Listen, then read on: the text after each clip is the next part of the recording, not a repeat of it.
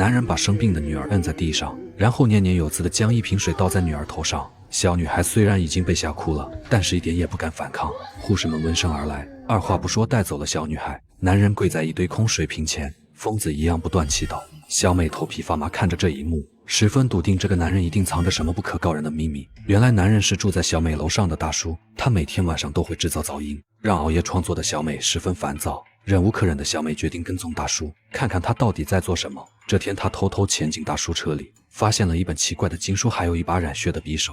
恰巧此时大叔回到了车上，小美只能藏在车座下面，思考着怎么安全逃出去。然而这时她的手机响了起来，大叔听到铃声，发现了她的存在，立马将车停了下来。小美心虚的下了车，被大叔一拳打倒在地。幸好此时有警察路过，这才没让大叔对她造成更多伤害。奇怪的是，大叔并没有为难小美，甚至还亲切地问她住在哪里。